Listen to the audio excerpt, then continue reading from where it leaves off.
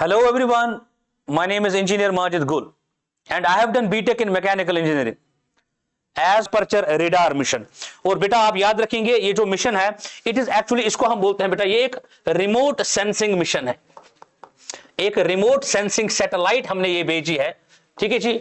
Remote sensing satellite जो हमने LEO orbit which is called lower earth orbit उसमें भेजी है, ठीक है जी। ये उसमें हमने भेजी है at altitude of 747 kilometres which is written over here.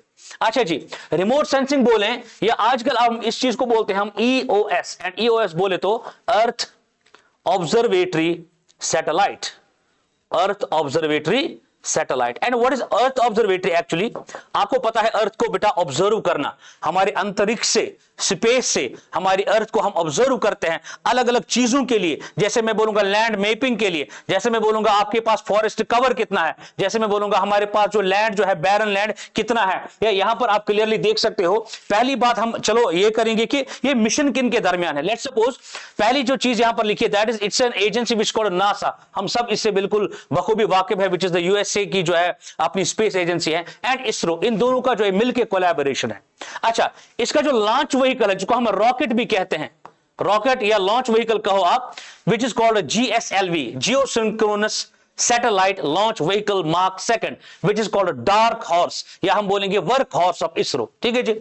अब यहां पर जो लॉन्च साइट है which is again important, which is Satish Dhawan space centre India, ये कहां पर लोकेटेड है? ये है श्रीहरिकोटा, श्रीहरिकोटा। और वो कहां पर पड़ता है बेटा? आपके आंध्र प्रदेश में, आंध्र प्रदेश में ये लॉन्चिंग साइट हमारी। यहां पे सिंपली सवाल पूछा जाता है कि हमारी जो लॉन्चिंग साइट है वो कहां पर है। And it was planned in early 2025 but we have done it in on the 30th of July 2025 and it is success। ये एक सक्सेसफुल इवेंट रहा हमारे लिए। अच्छा जी, ऑर्बिट क्या है इसका? Sun synchronous which is LEO only.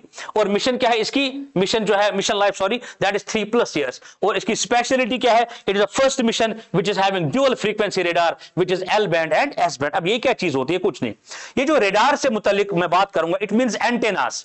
हम जब अपलोड और डाउनलोड चीजें करते हैं सेम यहां पर भी वैसा ही होता है, अपलिंक जाता है डेटा और डाउनलिंक जाता है डेटा, ताकि हम पेनिट्रेट कर पाए अपनी अर्थ को, सॉइल को पेनिट्रेट कर पाए और हमें डेटा हासिल हो कि कहां पर कितना जो है क्या नाम है इसका, वेदर फोरकास्टिंग कर सकते हैं, हम पता लग सकते हैं आने वाले जो डिजास्टर है, सुनामीज है, उसके बारे में हम यहां पर इस चीज से पता कर सकते हैं। Since you know that L and जो एस फ्रीक्वेंसी है, एल जो बैंड है ये है आपके यूएसए का, दैट इज नासा का है। लेकिन एस बैंड की जब बेटा बात करते हैं तो एस बैंड जो है आपका इसरो का है, लेकिन एल बैंड जो है ज्यादा पावरफुल है as compare to S band, ठीक है जी।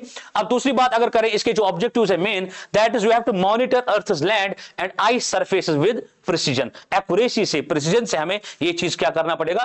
मॉनिटर करना पड़ेगा। We will have to track natural hazards, जो कि कैलेमिटीज होती है हमारे पास, जैसे अर्थक्वेक्स होता है, वॉल्केनोज होते हैं, या फिर landslides. And you have to study ice sheet collapse, या फिर ग्लेशियर मेल्टिंग के बारे में ये हमें जानकारी दे सकता है, या फिर इन जनरल क्लाइमेट चेंज, जिसको हम इन जनरल इकोसिस्टम की स्टडी भी कह सकते हैं। हमारा जो इकोसिस्टम है अर्थ पर, उसकी स्टडी भी ये करेगा इन डेप्थ या इन डिटेल।